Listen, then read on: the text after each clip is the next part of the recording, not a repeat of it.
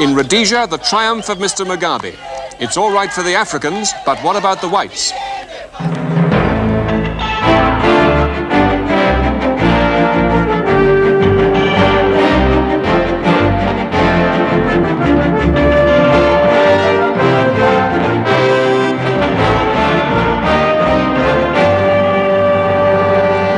From Salisbury. Mr. Mugabe's landslide victory here, with a total of 57 of the 100 seats, has left Rhodesia's white population fearful tonight. But Mr. Mugabe, in an exclusive interview with Newsnight, says he wants them to stay and he wants to join the Commonwealth. Down at Assembly Point Charlie, we watched the men who fought their way to power with Mr. Mugabe, rejoicing at the political triumph that now ends their struggle. And Mr. Mugabe himself has driven the ritual prime ministerial drive through the governor's gates. But he waits a day or two for discussions before he forms what he calls his broadly based government. We talk to him, to Joshua Nkomo, and to blacks and whites here about Rhodesia's political transformation. Charles? And here in London, I'll be looking at Mr. Mugabe's record, at some of the things he's been saying and doing all these years. And for the impact of Zimbabwe on southern Africa as a whole, John Tuso will be talking to Dr. David Owen, one of the architects of this development, and the High Commissioner of Zambia. In sport, David Davies follows the argument about British athletes in Moscow with the Minister of Sport versus Dennis Follows of the British Olympic Association. But most of tonight's programme is about Rhodesia, where, to remind you briefly, Robert Mugabe's party won an absolute majority, many more seats than anybody expected. Mr. Nkomo took second place, and Bishop Muzarewa came a poor third. The other 20 seats reserved to the white minority are controlled by Ian Smith. For today's developments in the wake of this result, here now is Peter Snow in Salisbury. The speed of events here has been swift and quite stunning to the white Rhodesians, who were, most of them, even up to the last moment, hoping that there was a chance of a more moderate government. As for the blacks, they've quite simply taken off. The streets of Salisbury and the townships have been singing and dancing with people all day and all this evening. This evening, Mr. Mugabe made a television address in which he underlined his wish to create one multiracial society. It must be realized, however, that a state of peace and security can only be achieved by our determination, all of us, to be bound by the explicit requirements of peace contained in the Lancaster House Agreement, which express the general desire of the people of Zimbabwe. Some of the unhappiest Africans around today were the supporters of the last Prime Minister, Bishop Muzarewa, who's now left with only 3 seats. They were refusing to let anyone else anywhere near their headquarters, and there were scuffles in the streets. And some of the happiest people today were the guerrillas of Mr. Mugabe's Zanla army. David Lomax was with them as the moment for the announcement of the results approached this morning.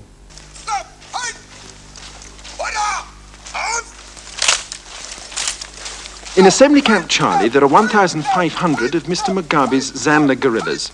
They base themselves in a derelict mission only 10 miles from the borders of Mozambique and are surrounded by the wilderness of a vast tribal trust land.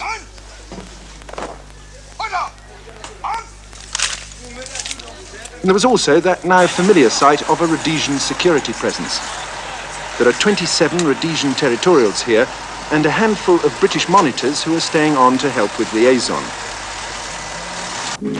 Last night, the whole camp had heard rumours that their Mr. Mugabe was doing rather well at the polls. But it was only at 9 o'clock this morning that their hopes were finally confirmed in detail. They gained 57 seats. How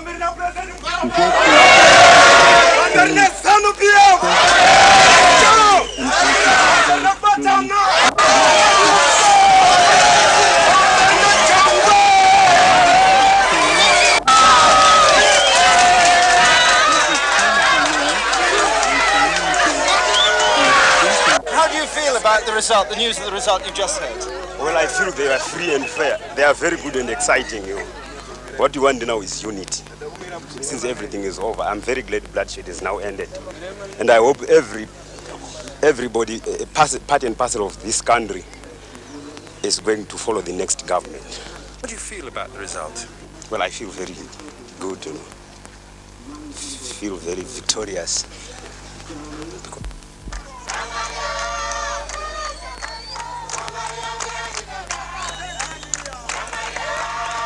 This day of triumph at Assembly Camp Charlie has been an excuse for joyful celebration.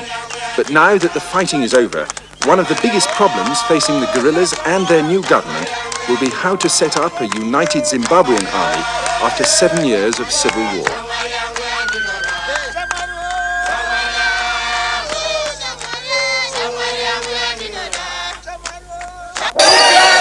Meanwhile, with the army looking on, in the township of Harare, soon to give its name to Zimbabwe's new capital, just about everyone seemed to be a Mugabe supporter.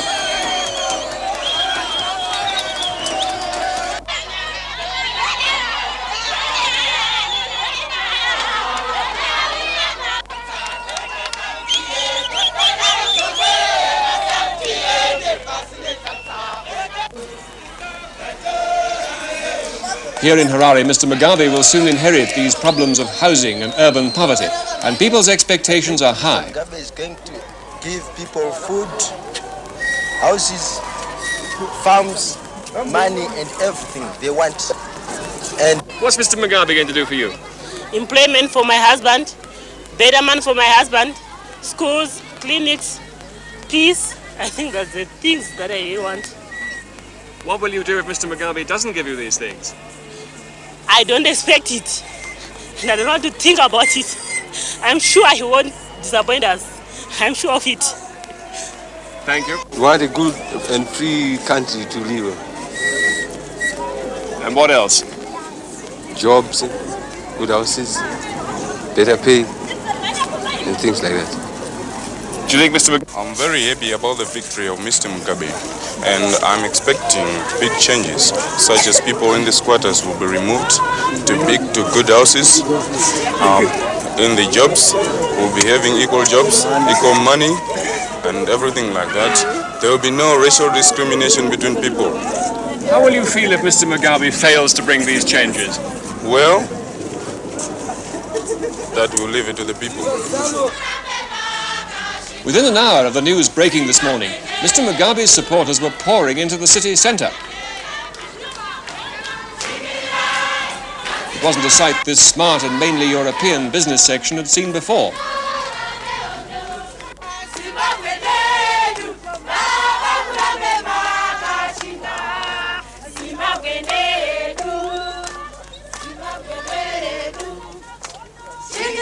Of all the possible outcomes of this election, this is the one the whites here had feared most of all. I'd like to see if people are as jubilant this time next year. I feel sick. That's all I can say. Are you going to stay in Rhodesia? I don't think so. Where will you go? I go to Britain, in spite of the weather. A little worried. I'm hopeful that this will sort of stop the war. If it stops the war, then I'd live under any conditions, quite honestly. The war has been dreadful. I lost my husband. I have 3 children to support. I am worried because if he should nationalise, as has been said, I stand to lose everything. No, actually, I'm not too happy about it at all. Because, you know, he's been responsible for, you know, his men have been responsible for lots of atrocities, you know, in this country. And also, he is a communist. Well, I am frightened because I feel we've lost the war. And we've been fighting for it, and all the things that everybody has fought for has gone. We've lost it. Quite honestly. Haven't you got any brains in your head to know what you've done? How do you feel about Mr. Mugabe's victory? I think it stinks, and the British stink with it because you've just given a victory to bloody Russia, you idiot. Badly frightened Rhodesian whites, Mugabe was the one they feared most. In a moment, Peter Snow will be talking to Rhodesia's new leader and to the runner-up, Joshua Nkomo. Now, what about Mugabe? Is he really the demon, the black racist with red convictions that many Rhodesian whites apparently believe him to be? Or does his background and the record, what there is of it, point in a less intimidating, more hopeful direction? Who can say? But remember Jomo Kenyatta, the man who was loathed and feared by Kenya's whites as the Mau Mau leader, who became the father of one of Africa's most harmonious multiracial societies. Robert Gabriel Mugabe, the son of a carpenter and now 56, went to Roman Catholic mission schools. He won a scholarship to a black university in South Africa, where he got the first of 6 degrees in a year, and became an African nationalist. He returned home to teach and taught for 4 years in Ghana, where he married and came under the radical influence of President Kwame Nkrumah. In 1960, back in Rhodesia, Robert Mugabe threw himself into nationalist politics, advocating bloodless revolution through propaganda and civil disobedience. He called himself a Marxist, but what drove him was not just ideology, but a simple resentment against white treatment of blacks. The revulsion, I think, started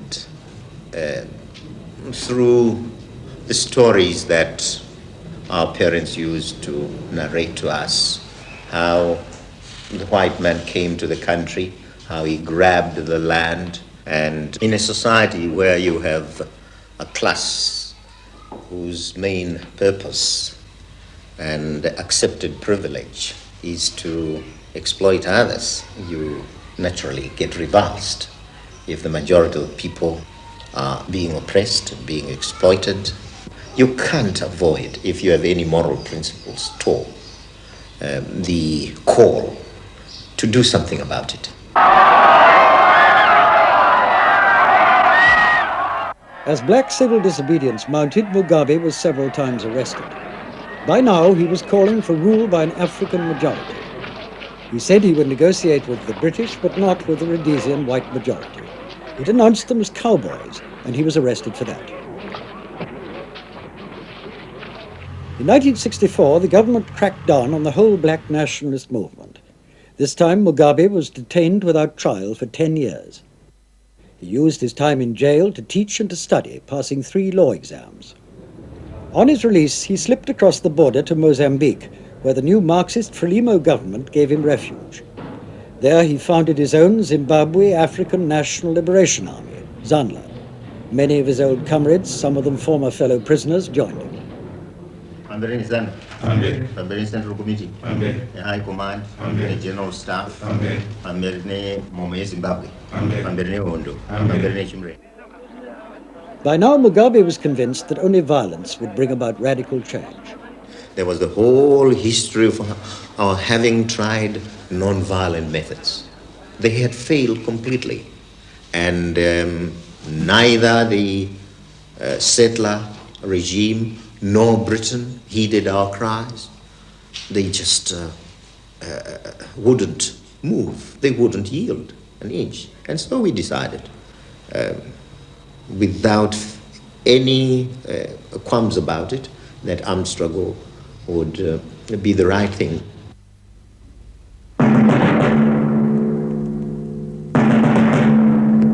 This is the voice of Zimbabwe. This is the voice of Zimbabwe, broadcasting on Radio Mozambique in Maputo. All this time, Mugabe was using his Mozambique base to broadcast to his people, rejecting all the Smith regime's concessions, including the 1979 election. We want full and unfettered democracy. Down with the racist constitution, down with the dirty elections, Pamberi Nechumrenga. But the 1980 election was different. It gave him most of the conditions he'd demanded for years. Above all, a vote for every black and freedom to campaign for every political party. But whenever... From the start, Mugabe was sure he'd win, and that his use of armed force to secure free elections would in the end be vindicated.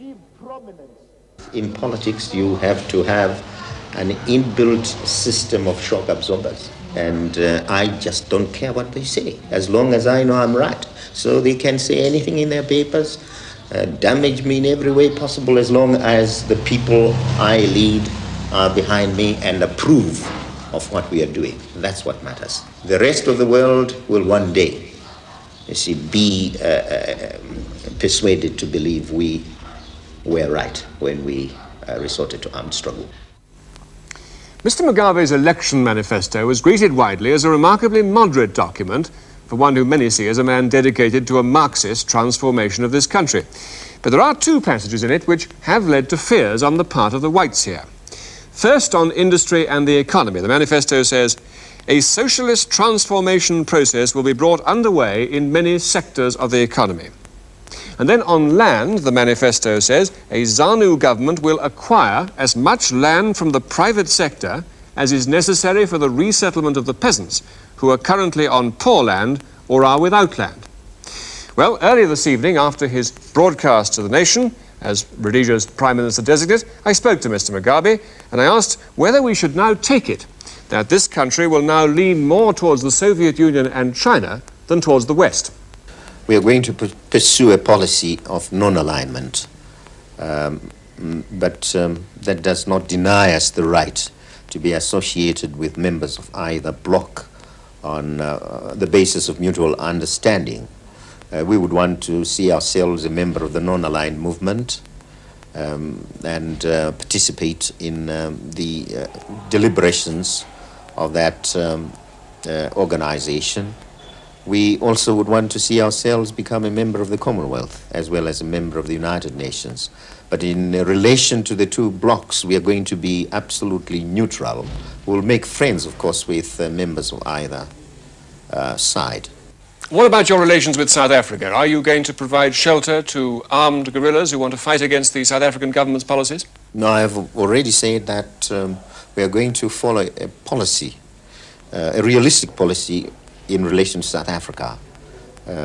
Our view is that we cannot avoid South Africa. It is a geographical reality, and so a policy of coexistence is the best thing we can do. Our view is that South Africa should avoid interfering in our affairs and we should avoid interfering in South African affairs. So you won't support opponents of apartheid from here? We will support opponents of apartheid only politically and diplomatically at the international forums. But it is not our duty to take up arms against South Africa. It's the right and obligation of the people of South Africa to correct their own grievances their own way. We can only assist by giving them political and diplomatic support. So you're saying then that you don't see yourself in Zimbabwe as being a frontline state, as for example Mr. Michel in Mozambique was to Rhodesia? Of course we are not a frontline state. The struggle in South Africa is a national struggle for South Africans and not one we should regard as Zimbabweans as our own concern. You will not support an armed struggle in South Africa? No, we will not. Can you tell us what your message would be to white people in Rhodesia now? They do have an image of you. We've been talking to them today as a Marxist, a communist who means to transform this economy and society. What is your message to them tonight? Well, my message to them is that we would want to see them live in this country free from any restrictions, free from any victimization. To us, we cannot practice racialism in reverse. We just cannot do it in principle. As far as we are concerned, they're entitled to serve the nation as the blacks are entitled to do so. And hence we would want to see them develop a greater sense of security, greater sense of confidence, and greater sense of belonging. This is really our message to them. You said you'd like to bring Mr. Nkomo into your government. Would you like to bring Mr. Ian Smith in to reassure the whites? I would like to bring the Patriotic Front components together, and this means, of course, linking up ZANU and ZAPU in a coalition. It's not an exercise to bring Comrade Nkomo as a person, but because he's leader of ZAPU, we have a duty to bring him in. The question of bringing Mr. Smith doesn't arise, but our view You mean you won't bring him in? What I'm saying is that he should not be the concern. Our concern should be to try and create some deep sense of assurance on the part of the whites as a whole. And of course, it is not just Mr. Smith who can do that. General Walls, there are other people who can represent the whites as well. But we are discussing these matters, and I think we will reach some point of agreement with those who represent the white community. General Walls, for example, you might ask him to be your commander-in-chief, might you? I've had discussions with General Walls, and I have already given him our assurance that we do not intend to disrupt the services as they are. If we are going to effect any changes, this will take some time. If you had to put your finger on one thing you'd like to change fast, what's that? It's the position of the peasants. We would want to resettle them as quickly as possible, and the people who have been turned into refugees, who are either in urban centers or elsewhere, having fled from the war situation, and those who have gone out need a resettlement. Does this mean taking European land? It means, of course, acquiring land from the European sector, but here I must emphasize that there is lots of land which is unoccupied, which is underutilized, and land under absentee ownership. This is the land we are going to have to acquire, and in doing so, of course, we will be quite systematic and orderly and proceed according to our undertaking under the Lancaster House Agreement. That means, of course, compensate those whose land will be acquired. And finally, how do you feel tonight? I feel very overjoyed, but overwhelmed, as I have said. I think the victory we have achieved is a humbling one, and the weight of the responsibility that is now on our shoulders is not a slight responsibility. The people who voted Mr. Mugabe into power were mainly the Shona people of eastern Rhodesia. In the eastern provinces, Mr. Mugabe won 56 seats to Mr. Nkomo's 5. In the western provinces of Matabeleland, that's the stronghold of Mr. Joshua Nkomo, he took 15 seats to Mr. Mugabe's 1. And the political divide at the moment looks very like a divide between tribes. Now, Mr. Nkomo, is this a country in two parts? No, I don't think so. I don't think you're correct when you say the divide into tribes. Because if you talk of Shona and Ndebele, these are not tribes. These are a collection of tribes. They speak different languages, don't they? They speak different languages. There may be a variation of languages, but it is not correct to say Shona and Ndebele are two tribes. Is there a danger that the divide, whether it's tribal or political or otherwise, in this election could have the seeds in it of even of fighting between you and the rest of the country? No, I don't think so.